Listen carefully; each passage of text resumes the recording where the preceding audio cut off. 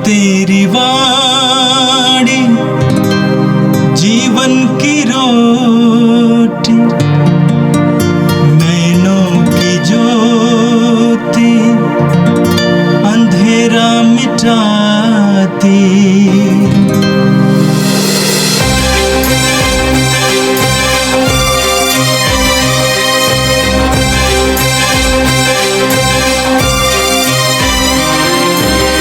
प्रभु तेरी वाणी जीवन की रोटी, नैनों की ज्योति अंधेरा मिटाती। प्रभु तेरी वाणी जीवन की रोटी, नैनों की ज्योति अंधेरा मिटाती। वाणी वाणी वाणी वाणी वाणी पवित्र है, शाश्वत है, जीवन का मन्ना है। 4 मार्च शुक्रवार। पहला पाठ नबी इसायास का ग्रंथ, अध्याय 58, पद संख्याएँ 1 से 9 तक। प्रभु ईश्वर यह कहता है, पूरी शक्ति से पुकारो, तुरही की तरह अपनी आवाज़ ऊंची करो। मेरी प्रजा को उसके अपराध और याकूब के वंश को उसके पाप सुनाओ। वे मुझे प्रतिदिन ढूंढते हैं और मेरे मार्ग जानना चाहते हैं, एक ऐसे राष्ट्र की तरह जिसने धर्म का पालन किया हो और अपने ईश्वर की संहिता नहीं भुलाई हो। वे मुझसे सही निर्णय की आशा करते और ईश्वर का सानिध्य चाहते हैं। वे कहते हैं, हम उपवास क्यों करते हैं जब तू देखता भी नहीं? हम तपस्या क्यों करते हैं जब तू ध्यान भी नहीं देता? देखो, उपवास के दिनों में तुम अपना कारोबार करते और अपने सब मजदूरों से कठोर परिश्रम लेते हो। तुम उपवास के दिनों लड़ाई झगड़ा करते और करारे मुक्के मारते हो। तुम आजकल जो उपवास करते हो उससे स्वर्ग में तुम्हारी सुनवाई नहीं होगी। क्या मैं इस प्रकार का उपवास, ऐसी तपस्या का दिन चाहता हूँ जिसमें मनुष्य सरकंडे की तरह अपना सिर झुकाए और टाट तथा राख पर लेट जाए? क्या तुम इसे उपवास और ईश्वर का सुग्राह्य दिवस कहते हो? मैं जो उपवास चाहता हूँ वह इस प्रकार है, अन्याय की बेड़ियों को तोड़ना, जुए के बंधन खोलना, पतदलितों को मुक्त करना और हर प्रकार की गुलामी समाप्त करना, अपनी रोटी भूखों के साथ खाना, बेघर दरिद्रों को अपने यहाँ ठहराना, जो नंगा है उसे कपड़े पहनाना और अपने भाई से मुँह नहीं मोड़ना। तब तुम्हारी ज्योति उषा की तरह फूट निकलेगी और तुम्हारा घाव शीघ्र ही भर जाएगा। तुम्हारी धार्मिकता तुम्हारे आगे आगे चलेगी और ईश्वर की महिमा तुम्हारे पीछे पीछे आती रहेगी। यदि तुम पुकारोगे तो ईश्वर उत्तर देगा, यदि तुम दुहाई दोगे तो वह कहेगा, देखो मैं प्रस्तुत हूँ। यदि तुम अपने बीच से अत्याचार दूर करोगे, किसी पर अभियोग नहीं लगाओगे और किसी की निंदा नहीं करोगे। यह प्रभु की वाणी है। संत मत्ती के अनुसार पवित्र सुसमाचार, अध्याय 9 वाक्य 14 से 15 तक।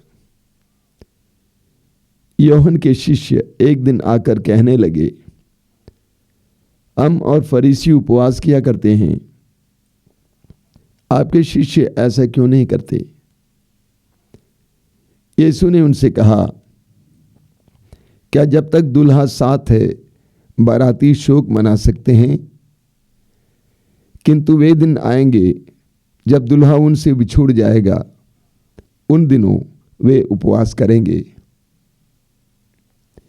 यह प्रभु का दिव्य सुसमाचार है। क्रिस्त प्रभु की जय। मेरे प्रिय भाई और बहनों, हम 40 काल में हैं। जैसा कि बार बार बताया जाता है, ये 40 काल हमारे लिए आशीषों का समय है, प्रभु की कृपाओं को बटोरने का समय है। विभिन्न कार्यों के द्वारा, प्रार्थना के द्वारा, परोपकार के द्वारा, त्याग के द्वारा, तपस्या के द्वारा, परहेज के द्वारा, तो ये हमारे लिए बहुत ही महत्वपूर्ण समय है। आज का पहला पाठ यशायाह नबी के ग्रंथ के अध्याय 58 से लिया गया था। वहां पर हम पढ़ते हैं, यशायाह नबी से प्रभु ने कहा, पूरी शक्ति से पुकारो, तुरही की तरह अपनी आवाज ऊंची करो, मेरी प्रजा को उनके अपराध और याकूब के वंश को उनके पाप सुनाओ। इस्राएली जनता ईश्वर से मिलना चाहती थी, ईश्वर को खोजती थी। इस्राएली जनता उपवास और तपस्या करती थी, लेकिन वो ईश्वर की इच्छा के अनुसार नहीं था। इस्राएली जनता प्रभु को ढूंढने का तो अभिनय करते थे, लेकिन उनका जीवन प्रभु के वचन से अलग था, भिन्न था। वे प्रभु के आदेशों का पालन नहीं करते थे, मात्र अपनी आवश्यकताओं के लिए प्रभु को ढूंढते थे। लोगों ने कहा, हम क्यों उपवास करें, हम क्यों उपवास करते हैं और प्रभु तो देखता नहीं है, हम क्यों तपस्या करें, प्रभु तो ध्यान नहीं देता है।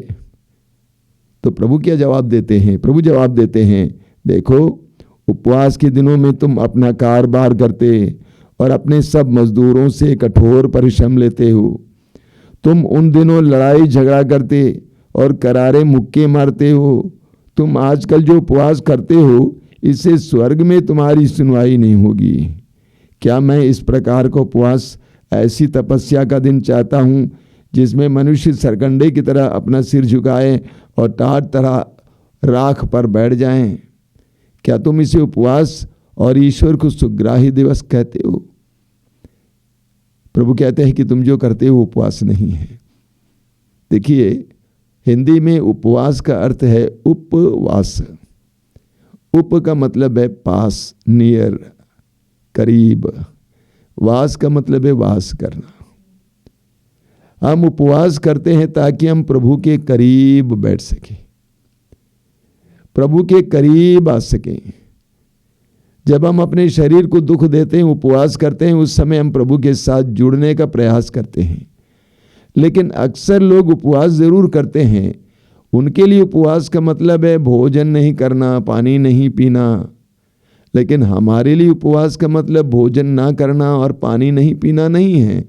हमारे लिए उपवास का मतलब उपवास, प्रभु के साथ जुड़ना, शारीरिक आवश्यकताओं को कुछ दूर रखकर ईश्वर के साथ जुड़ना। इसलिए प्रभु ईश्वर इस्राएलियों को उपवास की एक नई व्याख्या देते हैं। आगे हम पढ़ेंगे। प्रभु कहते हैं, मैं जो उपवास चाहता हूं वो इस प्रकार है। कैसा उपवास? अन्याय की बेड़ियों को तोड़ डालो।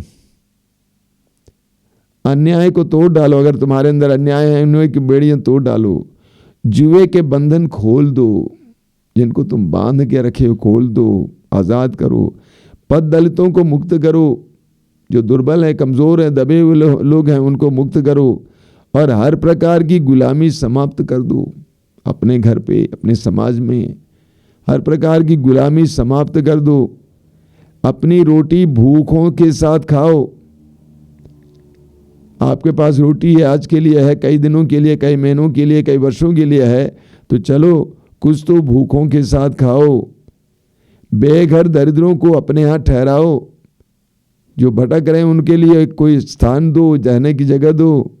जो नंगा है उसे कपड़े पहनाओ। परोपकार की बात है।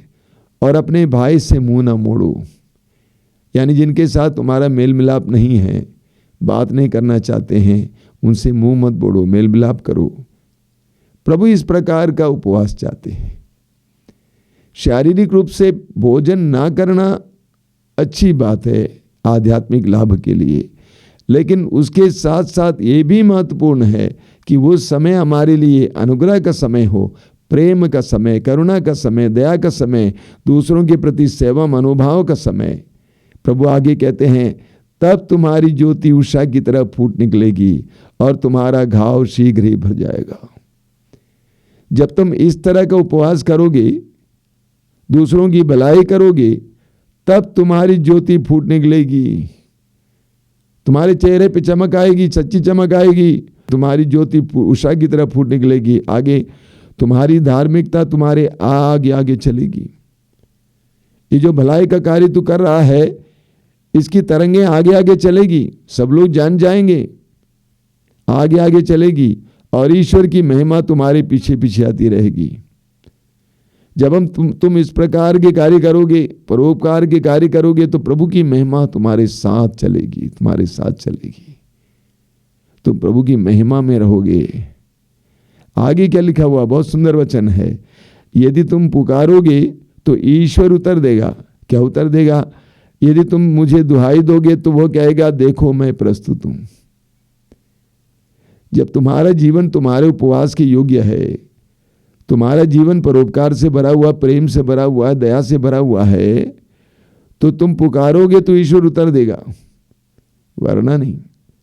जब तुम पुकारोगे तो तुरंत प्रभु ईश्वर उत्तर देगा, और ये तुम उसकी दुआई दोगे प्रभु, तो प्रभु कहेगा मैं प्रस्तुत हूं। एक इसकी भाषा है, कौन बोलता मैं प्रस्तुत हूं?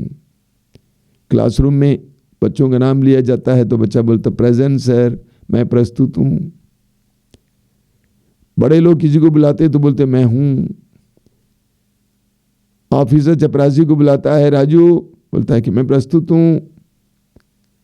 यानी प्रभु ईश्वर, जब तुम इस तरह का जीवन जियोगे, प्रभु ईश्वर स्वयं मानो तुम्हारा सेवक बनकर कहेगा मैं प्रस्तुत हूं। बोलिए, हमें अपने अध्यात्म को परखना है, जानना है। हम कोई ऐसे ईश्वर के भक्त और बच्चे नहीं हैं जिनको हम ठग सकते हैं पैसा देके, घी देके।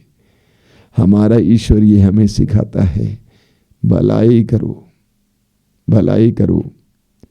और आज के सुसमाचार में भी हमें उपवास के बारे में बताया गया है। वचन में आपने पढ़ा, यूहन्ना बपतिस्ता के शिष्य एक दिन आकर यीशु से कहने लगे, हम और फरीसी उपवास किया करते हैं, आपके शिष्य ऐसा क्यों नहीं करते? यीशु ने उनसे क्या कहा, क्या जब तक दुल्हा साथ है बाराती शोक मना सकते हैं? किंतु वे दिन आएंगे जब दुल्हा उनसे बिछुड़ जाएगा, उन दिनों वे उपवास करेंगे। प्रभु यीशु स्वयं उपवास का महत्व समझते थे। उन्होंने स्वयं 40 दिन और 40 रात उपवास किया था अपने सेवाकार्य से पहले। इसके बावजूद अपने प्रतिदिन के जीवन में कई बार उन्होंने उपवास किया था। उन्होंने अपने शिष्यों को उपवास के बारे में भी समझाया था। लेकिन यहाँ पर प्रभु यीशु उन लोगों को समझा रहे हैं। फरीसी नियम के अनुसार फरीसी हर सप्ताह में 2 बार उपवास करते थे। आपको याद होगा लूकस के समाचार के अध्याय 18 में वो फरीसी सीना तान कर खड़ा होता प्रभु के सामने और कहता है कि मैं सप्ताह में 2 बार उपवास करता हूं। तो फरीसी लोग सप्ताह में 2 बार उपवास करते थे। लेकिन लोगों ने देखा कि प्रभु के शिष्य इतना उपवास नहीं करते थे। प्रभु यीशु को उदाहरण देते हैं, जो बाराती होते हैं, बाराती जो दूल्हे के साथ रहते हैं, वे बाराती उपवास नहीं करते थे। हालांकि उनका नियम था सप्ताह में 2 बार उपवास करना, लेकिन बाराती लोग इस नियम से मुक्त थे। इसी बात को प्रभु यीशु बता रहे हैं। आगे प्रभु ने कहा, जब दुल्हा बिछुड़ जाएगा उन दिनों वे उपवास करेंगे। वास्तव में यही हुआ। प्रभु यीशु के जाने के बाद शिष्य उपवास किए। प्रेरित चरित्र में आप पढ़ेंगे, जब भी शिष्य किसी के सिर पे हाथ रखकर प्रार्थना किया करते थे, उससे पहले वे उपवास करते थे। सभी लोग उपवास और प्रार्थना में समय बिताते थे, अपने गुरु और प्रभु का अनुसरण करते हुए। तो प्रभु आज उपवास के बारे में हमें शिक्षा देते हैं। ये एक महत्वपूर्ण आध्यात्मिक कार्य है। करीब करीब संसार के सभी धर्मों में उपवास के बारे में बताया गया है, क्योंकि उपवास के द्वारा जब हम अपने शरीर को पीड़ित करते हैं, उस समय हमें आध्यात्मिक लाभ मिलता है। लूकास अध्याय 4 वाक्य 14 में पढ़ेंगे कि प्रभु यीशु 40 दिन और 40 रात प्रार्थना करने के बाद गलीलिया पहुंच गए तो पवित्र आत्मा के सामर्थ्य से भरकर पहुंच गए। निर्गमन ग्रंथ के अध्याय 34 उसके वाक्य 29 में पढ़ेंगे कि जब मूसा नबी सिनाई पर्वत से नीचे उतर आया नियम की पाटियां लेकर, तो मूसा नबी का चेहरा चमक रहा था क्योंकि वह ईश्वर से बातें कर रहा था 40 दिन और 40 रात उपवास और प्रार्थना करने के बाद। तो उपवास का एक मतलब है, एक अर्थ है, एक उद्देश्य है। ये 40 काल हमारे लिए भी उपवास और प्रार्थना का समय है, लेकिन हमारा उपवास प्रभु के वचन के अनुसार हो, सच्चा उपवास। जब हम प्रभु के और ज़्यादा करीब आएंगे, जब हम एक दूसरे के और ज़्यादा करीब आएंगे, मेल मिलाप का अनुभव करेंगे, शांति का अनुभव करेंगे। आइए हम प्रार्थना करें। प्रभु यीशु धन्यवाद देते हैं आज के सुंदर दिन के लिए, इस समुचे 40 काल के लिए धन्यवाद देते हैं। तू अपने भक्तों को इस 40 काल में शुद्ध और पवित्र करता है, उनके जीवन को चमकाता है, उनकी बुराइयों को मिटाकर उनको फिर एक बार एक नया जीवन, आनंद का जीवन, शांति का जीवन जीने के लिए मौका देता है। प्रभु मैं इस समय विशेष प्रार्थना करता हूं हमारे भाई बहनों के लिए कि वे तेरे वचनों के अनुसार अपने जीवन में भी उपवास करें, उपवास के द्वारा आध्यात्मिक लाभ प्राप्त करें, शैतान के हर प्रकार के प्रपंच से बचे रहें। हे मां मरियम हमारे लिए प्रार्थना करना। सर्वशक्तिमान परमेश्वर पिता और पुत्र और पवित्र आत्मा आप लोगों को आशीर्वाद प्रदान करें। आमीन। प्रभु तेरी वाणी जीवन की रोटी, नैनों की ज्योति अंधेरा मिटाती।